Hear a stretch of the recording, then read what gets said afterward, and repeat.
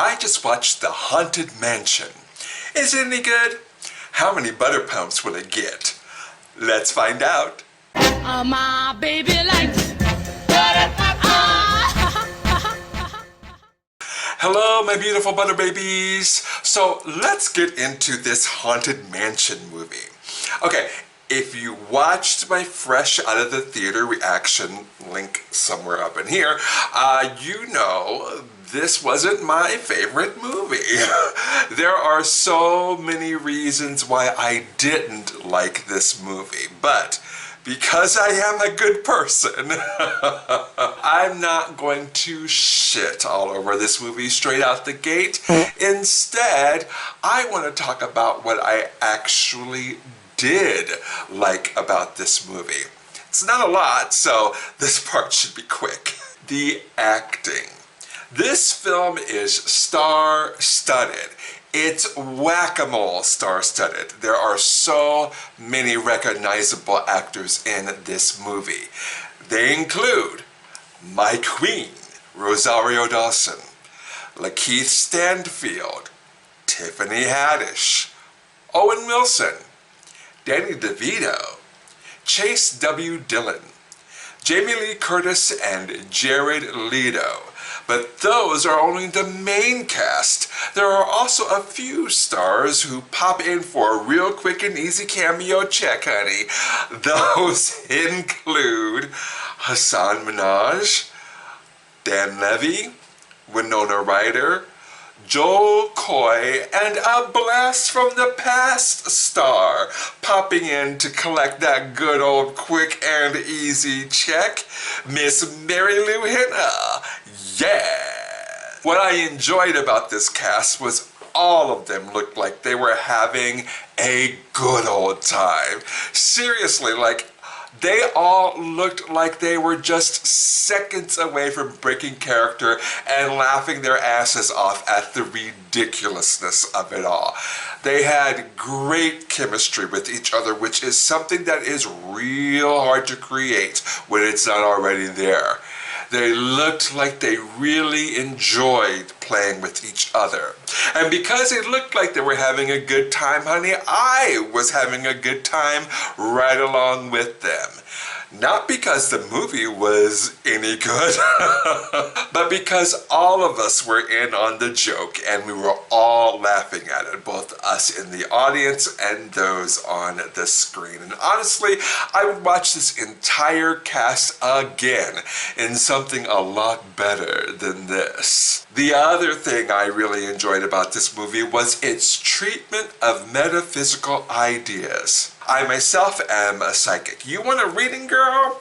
The link is down below, check it out. Outside of being a psychic, I have immersed myself in metaphysical matters for decades now. So I know a thing or two, and nothing makes me cringe harder in the theater than watching Hollywood get metaphysical matters completely wrong. Now, I understand Hollywood is going to Hollywood, and nothing spiritual is ever safe from Hollywoodification.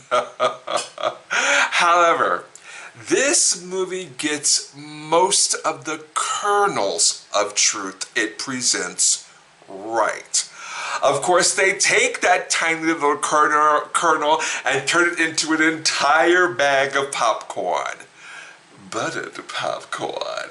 Yes! But at least with this movie, they start with a truthful kernel or two instead of throwing everything truthful out and creating something that completely misses the mark spiritually. I really appreciated that in some of the quiet moments when Tiffany Haddish had quiet conversations with Rosario and Lakeith, she gave us tiny, minuscule nuggets of truth.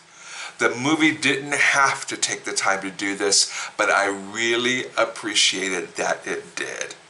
Yes, that is very niche, but what can I say? I love and am here for metaphysical shit. So what didn't I like about this film? Well, for starters, honestly, this is a Disney Plus film that should have been released on the streamer at the end of September. The quality of this film, both in script and execution of the special effects, is just not up to snuff for a theatrical film. As I said in my initial reaction, if I had paid extra to see this movie, especially with the expense of an entire family in tow, honey, I would have been pissed. It is simply not worth spending your hard-earned money to see this movie. Girl, wait for it to hit Disney Plus, because it will, just in time for Halloween. There were more than a few emotional moments in the film that should have easily landed but didn't because they were unearned. There were several times where one of the actors would have a moment of vulnerability that would make me think, you know what, okay, I see what they were trying to go for here, but I'm really not connecting to it. It should be moving me to tears or making me want to bear hug the actor and tell him or her to cry on daddy's shoulders, but it's just not. And I firmly believe that's the fault of the script, editing, and directing. The script as it is presented on screen is mid. Exceptionally mid. Now, in fairness, what was presented as a first rough cut of the film and what we finally got in the theaters could very well be two completely different things. As we all know, executives love to meddle in productions. However, if this was the best final product they could come up with, then it's absolutely not the fault of the actors, who all did what they could with what they had. Again, that emotional moments failed to land has to do with a very mid script and the directing and editing that came with them. Finally, Hollywood has got to lay off the twists. Twists used to be a great way to subvert audience expectations and upend entire movies. Twists used to be used cleverly.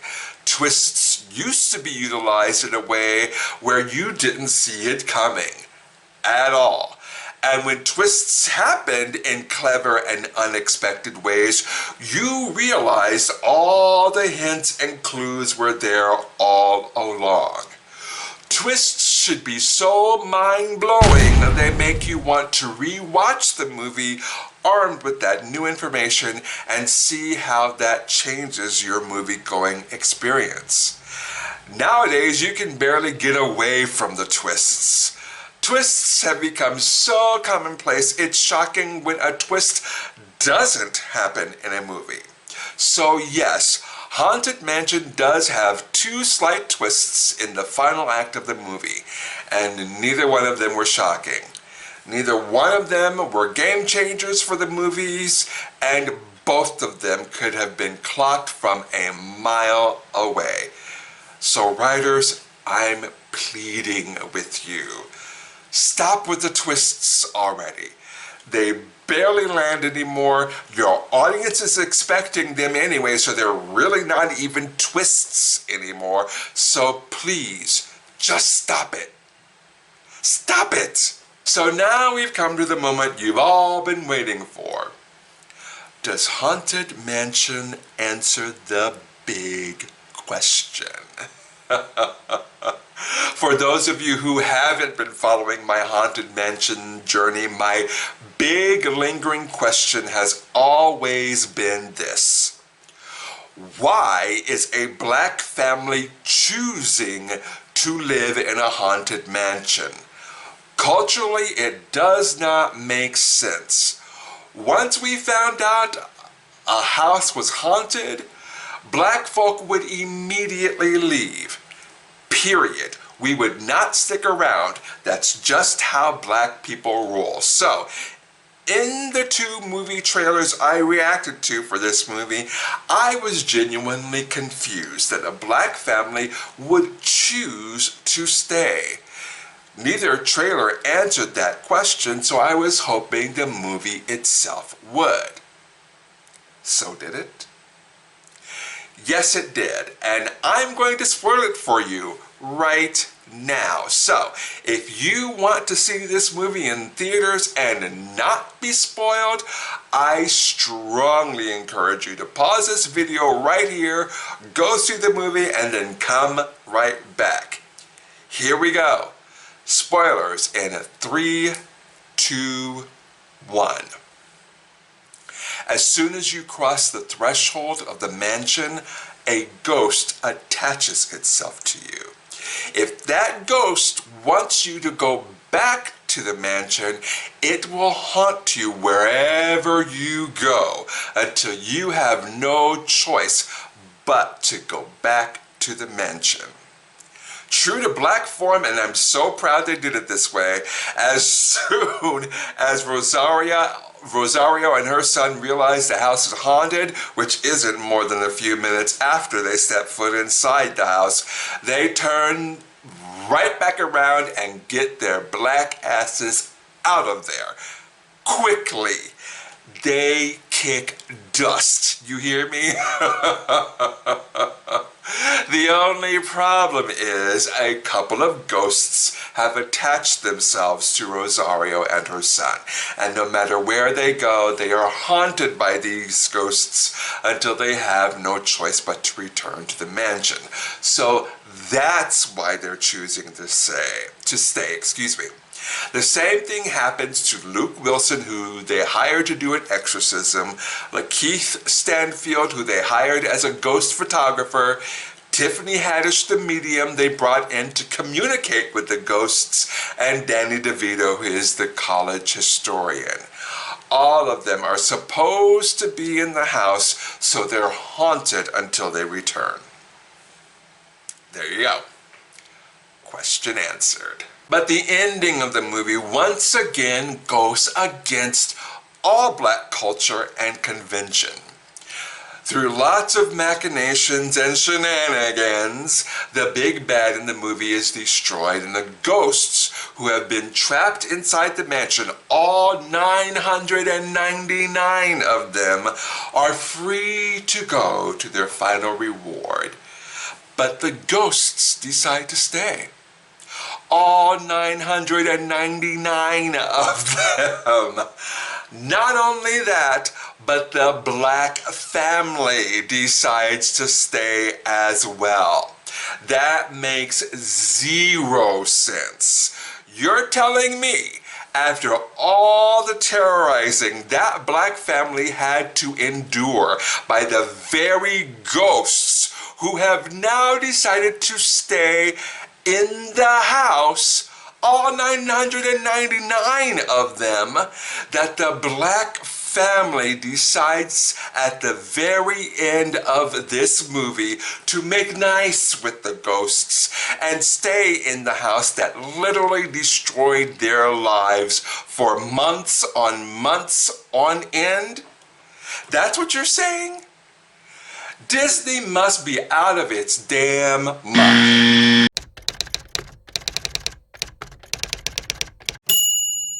Now, I understand it being a Disney movie based on a Disney ride, it needs to have a happily ever after Disney ending.